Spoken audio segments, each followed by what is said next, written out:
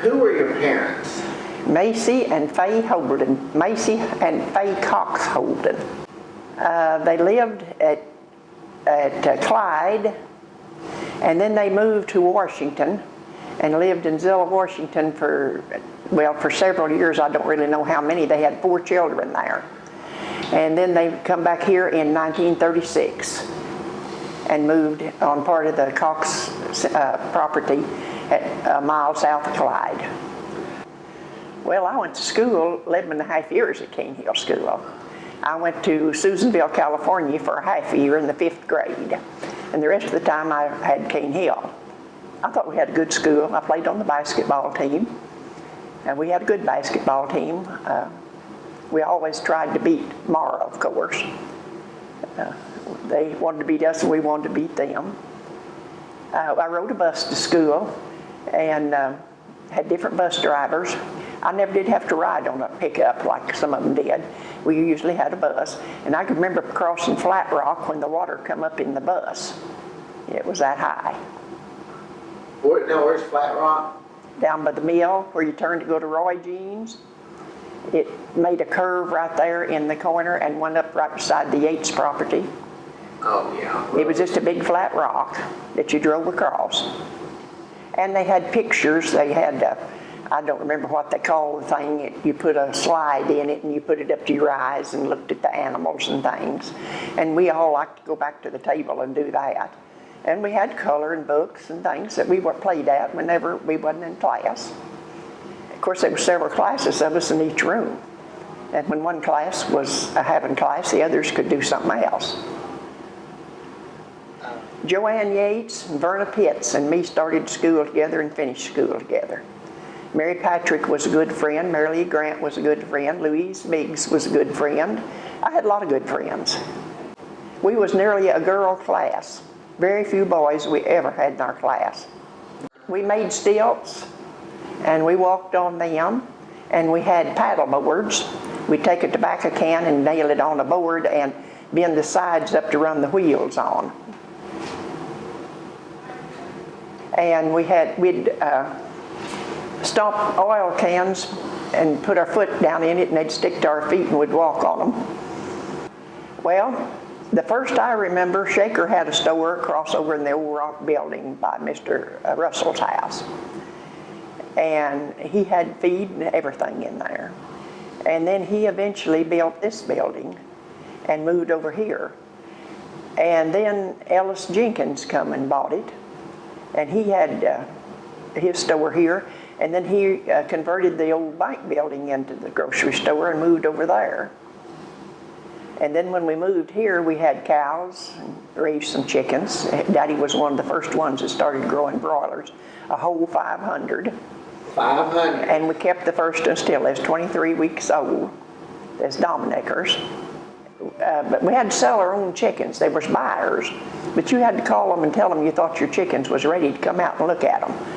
And they'd come out and tell you what they could give for them. We killed hogs.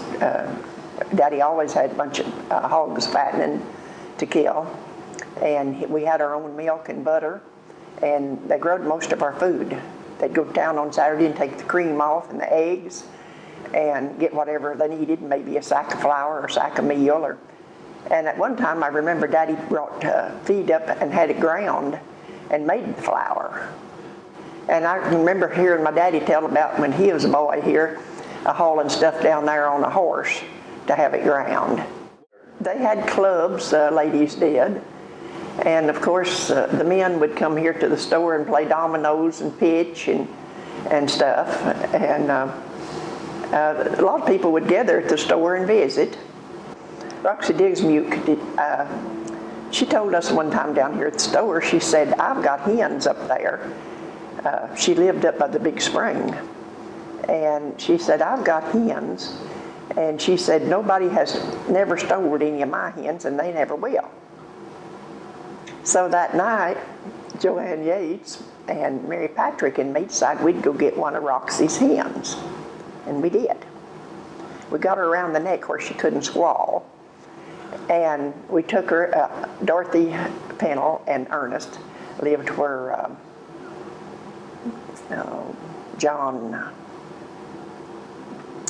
lives up at Dwayne, I can't think of his last Mitchell. name. Yeah, where he lives. And we took that hen over there for her to help us cook, because we didn't any of us know how to cook her. And we took her over there, and that was the toughest old hen. She pressured and pressured that hen for us to eat. But Roxy never did know we got her hen. That's funny. And we played hooky different times. From school? Yeah.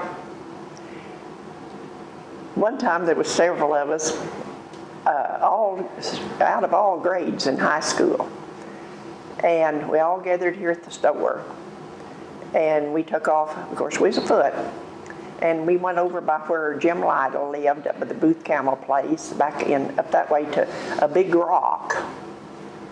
And that the people was all talking about. And we was gone all day. And we come back out by Cold Springs. And when we got there, Miss Finley, our principal, was there waiting on us. And Knew where you would be, huh? I guess. And she drove us down the road like a herd of cattle. And we got to school, and she said, now you all cannot ride the bus. You've got to keep walking. So we just walked on and come on down here at the store and caught the bus. Went home. I didn't want my daddy to know it. Did he find out? Very muchly. My brother was in on it too, but I didn't think he'd say as much to him as he did to me. But anyhow, I went up to the store with him at Clyde one day, and Wallace Yates was there, and he said, everybody called me Sis. And he said, Sis, what did your dad say when he found out about you playing hooky? And there stood Daddy. So he knew. He'd have found out anyway. Oh yeah, he'd eventually found out. So did you get in trouble? Not bad. Well, I can remember at one time years ago, the men would gather on Sunday afternoon and go rabbit hunting. There'd be several of them. And they'd come down to Daddy's a lot because we had a lot of woods around. And they'd go out through the pastures and the woods and hunting them. But they got a disease and they had to quit killing them. They was eating them, but after the disease got in them, they quit going. It must have been in about 47. I won't say that to be for sure, but we had a terrible ice storm here. And Alta Robson had the switchboard down here, and it tore all of the telephone lines out.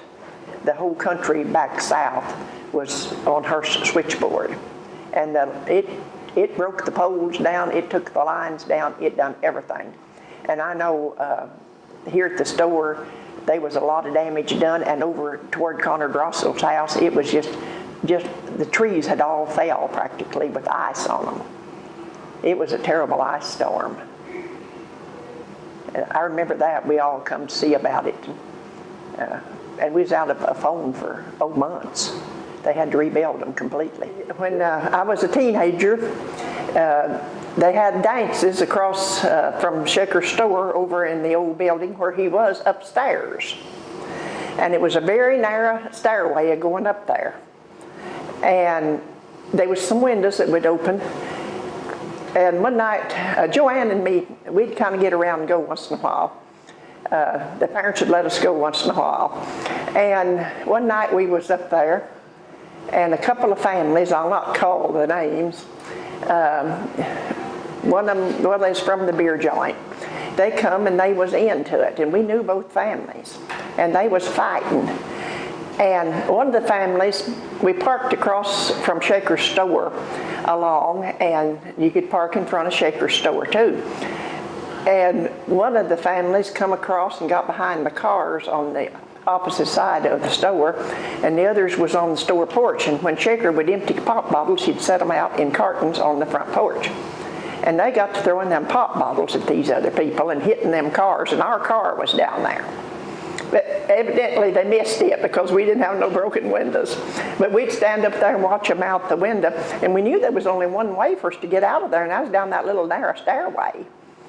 And we finally decided, after they kind of calmed down, we decided we was going to get out of there and go home before it started up again. So we did. And then come back another time, and I can't remember really who the people was that was really into it that night, but they got fighting upstairs. And we couldn't get out. And there was a fella from Lincoln, Roy J., and he got at the bottom of the stairs, and some of them was upstairs. And as they would push them down them stairs, he'd just knock them a-rolling. And he stopped the fight. And he got us all out of there safe, and we went home. That was the last time Joanne and me ever attended the dance. Bob Arts had them. He had a little store down below, and then he opened that up for a dance up there. And he had a little band up there. It was pretty nice, I guess, for a little country dance. But Joanne and me didn't get to go very often, but when we did, it seemed like something happened.